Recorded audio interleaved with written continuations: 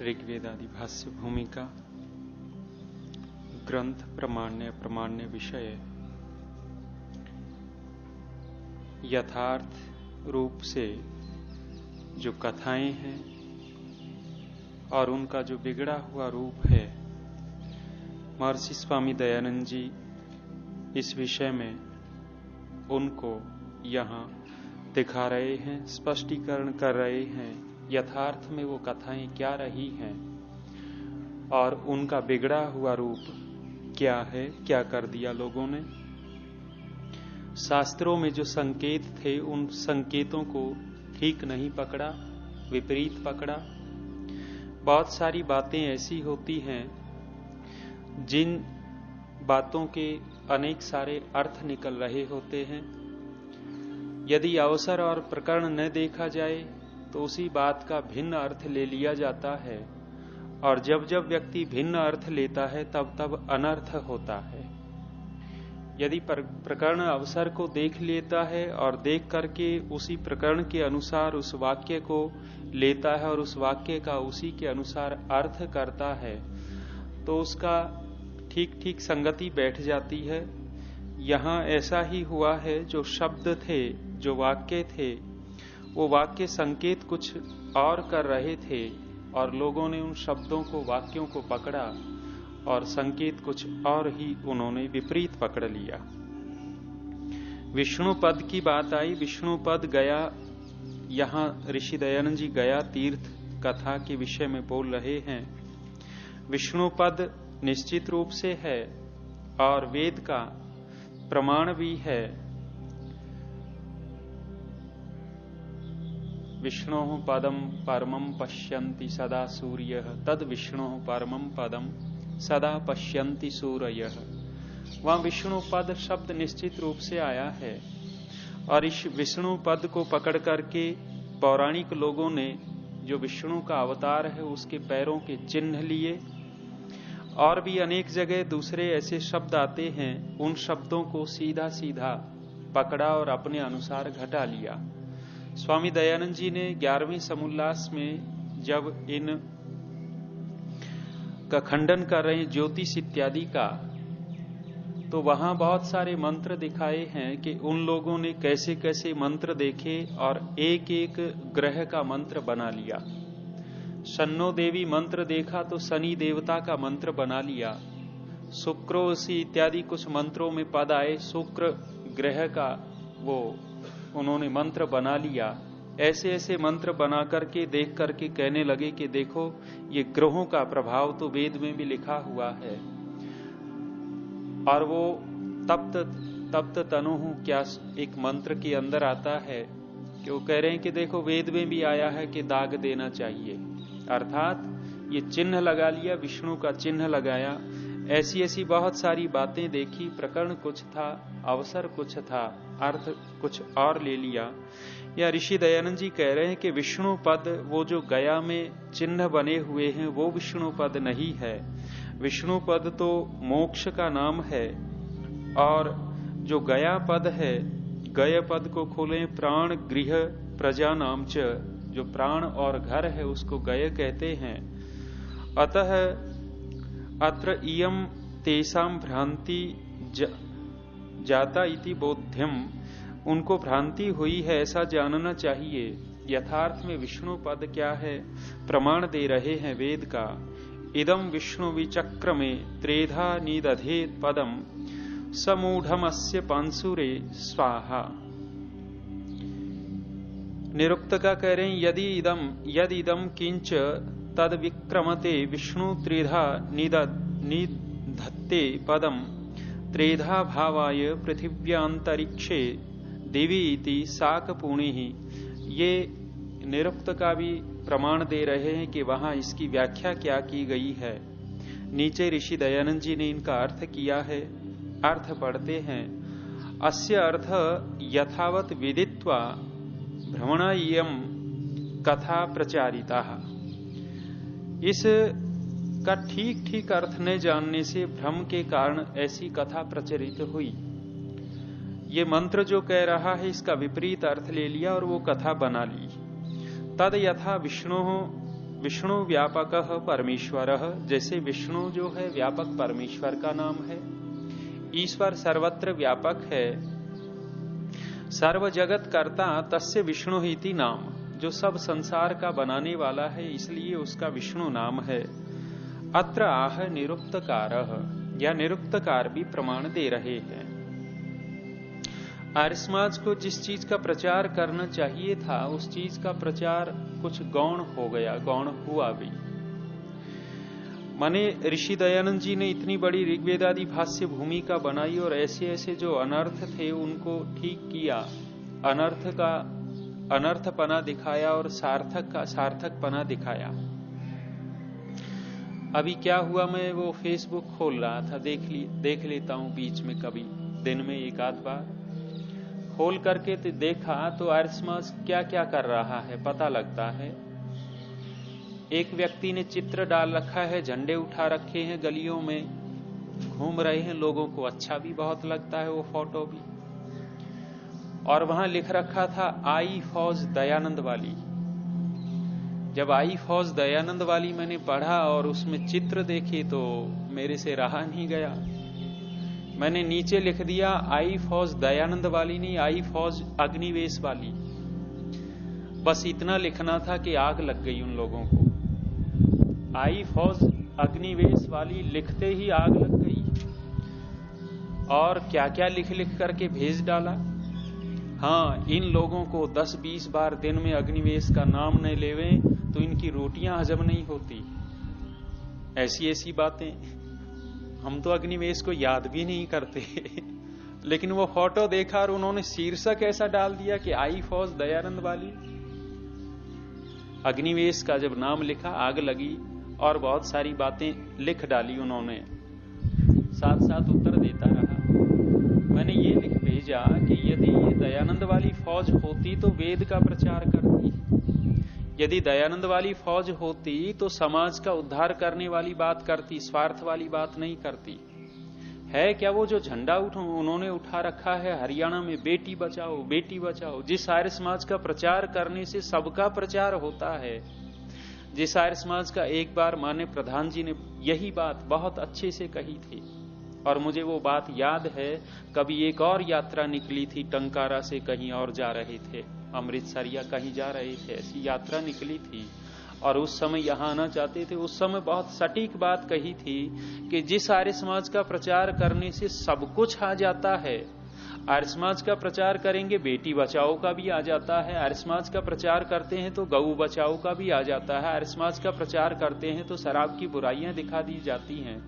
जिस एक आर्य समाज का प्रचार करने से सब कुछ होता है उसको छोड़ा और अपना अलग झंडा उठा लिया, वहां लगे हैं बेटी बचाओ बेटी बचाओ। अब इस बेटी बचाओ से फायदा क्या हो रहा है उनको? सरकार से खूब पैसा मिल रहा है, लोगों की भावनाएं जुड़ रही हैं, और ये नहीं पता उन लोगों को जो जहां जाते हैं कि ये कितना बड़ा स्वार्थ पूर्ति कर रहे हैं। एक छोटा सा कार्यक्रम करते हैं, सरकार में लिख भेजते हैं, सरकार 2.5, 3, 4, 5 लाख रुपए एक छोटे से कार्यक्रम के दे देते हैं, और उनके कार्यक्रम महीने में 5-10 हो जाते हैं तो लाखों रुपया कमा रहे हैं, लोगों को पता ही नहीं। मैंने भी लिख भेजा कि भैया लूटो लूटो, इस माध्यम से सरकार का पैसा लूटो और लोगों की भावनाओं को लूटो। और आग लगी, मैं तो आग लगाने वाली बात कहता ही रहा, उनको और आग लगी और आग लगी। कितना लूट लिया हमने, अरे जो काम कर रहे हैं उनका नाम नहीं ले रहे, काम करने वालों की आलोचना होती ही है। मैंने लिखा आचार्य बलदेव जी ने भी काम किया था, तुम जैसों ने ही आलोचना की थी। आचार्य बलदेव जी ने जिस समय रामपाल का बेड़ा उठाया था उनके विरुद्ध वो बोले थे, और वहां उस समय तो तुम लोग नहीं दिखे जब रामपाल के विषय में बहुत बड़ा काम हो रहा था। लेकिन जब रामपाल जेल में चला गया तत्काल टीवी में चेहरे आ गए, कहीं आर्यवेश बैठ करके दिखा रहा है कि हाँ आर्य समाज ने ये काम कर दिया। उस समय कभी नहीं आई, इनका एक भी व्यक्ति नहीं आया, लेकिन जैसे ही जेल में गया चैनलों में चेहरे दिखने लग गए। तो आर्य समाज को जिस स्तर पर काम करना चाहिए था, जहां काम करना चाहिए था, वो लगता नहीं है। अनेक सारे आंदोलन हरियाणा में व्यक्तिगत रूप से खोल बैठे। कोई अपना दल बनाए है, कोई एक अपना दल बनाए। क्यों बनाए हैं? क्योंकि सीधा सीधा आर्य समाज का प्रचार करते हैं तो इनको मान सम्मान कम मिलता है। और जब अपना दल बनाया, अपना दल बनाते ही अपनी अपनी वो चल पड़ती है, लोगों से अपने संपर्क, अपने से जोड़ना। राजेंद्र जिज्ञासु जी एक बहुत बड़ी बात कहते हैं और उनके जीवन में दिखता भी है, और यहां प्रधान जी को भी देखा हमने। व्यक्तिगत रूप से किन्हीं लोगों को नहीं जोड़ा, अपने आप से। अर्थात प्राय करके होता क्या है, जो प्रचारक होता है, उपदेशक होता है, वो अपने से जोड़ लेता है, अपने यजमान बना लेता है।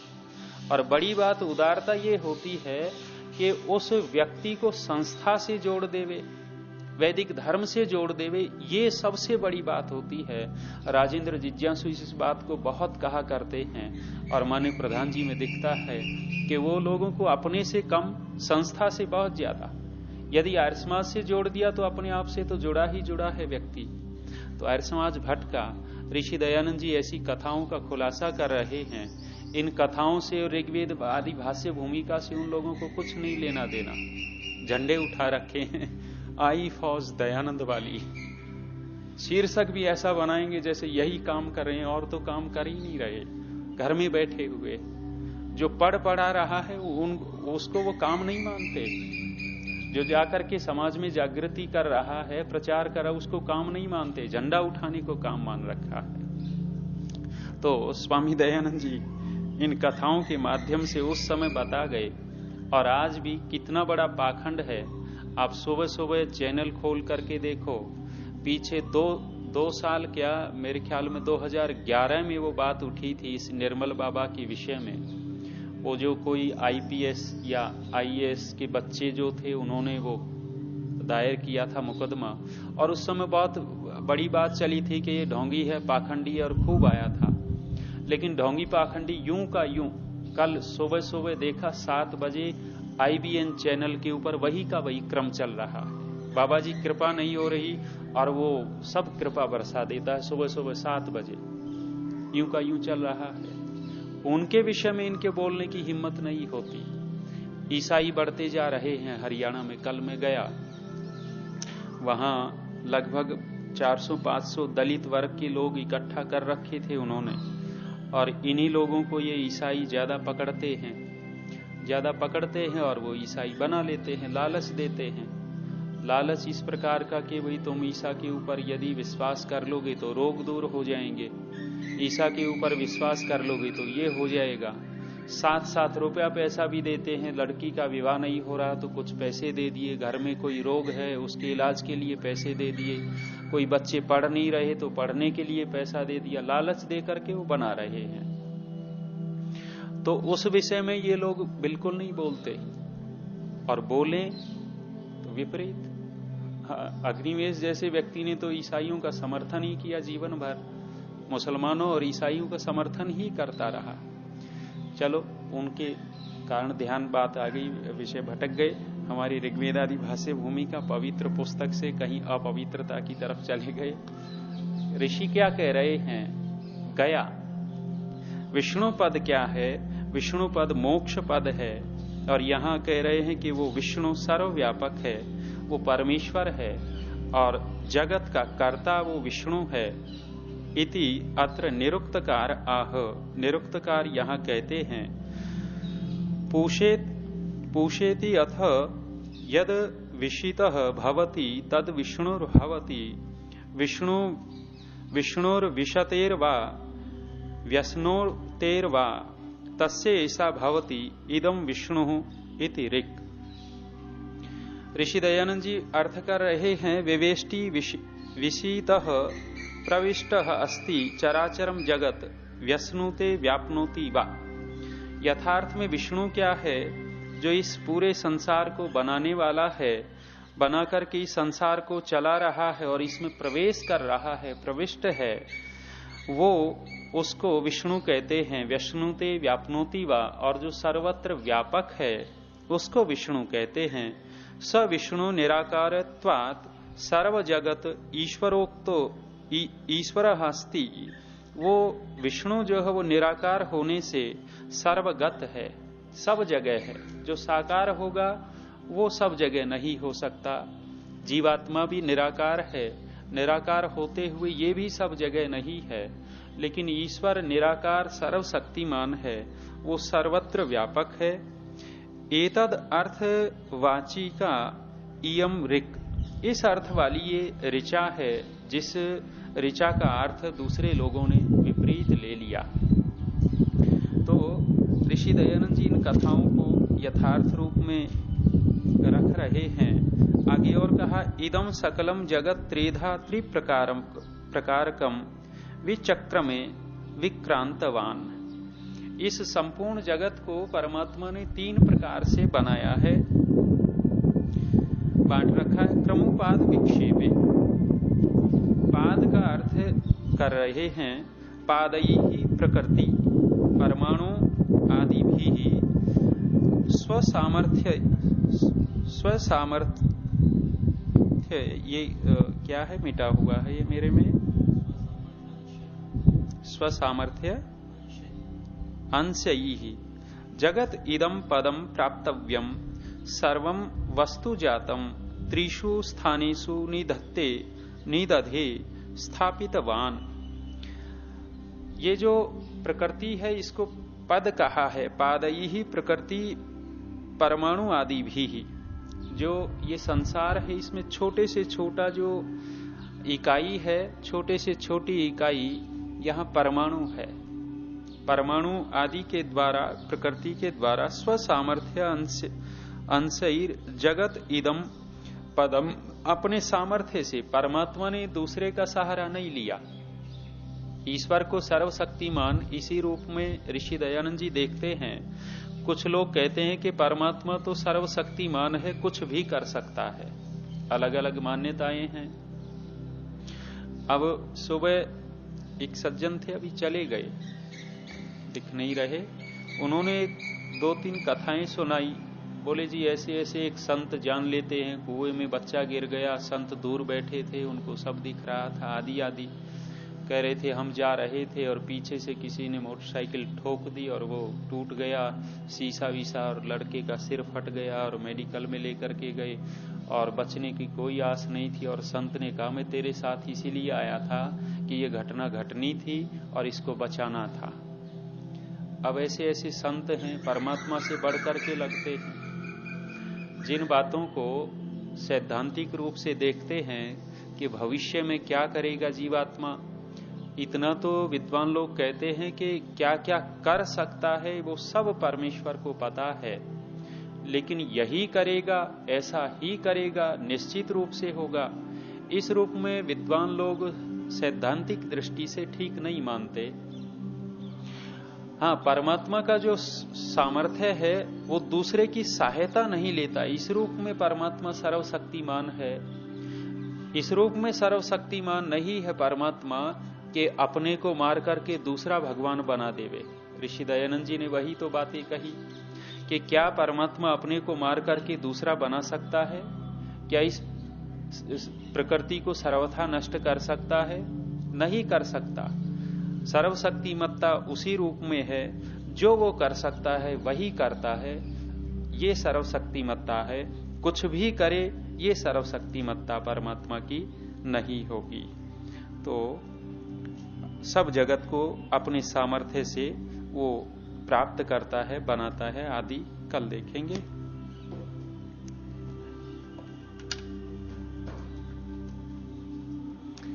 शांति। ओम द्यौः शान्तिरन्तरिक्षं शान्तिः, पृथिवी शान्तिरापः शान्तिरोषधयः शान्तिः, वनस्पतयः शान्तिर्विश्वे देवाः शान्ति ब्रह्म शान्तिः। शांति शांतिरेव शांति सामा शांतिरेधि। ओम शांति शांति शांति।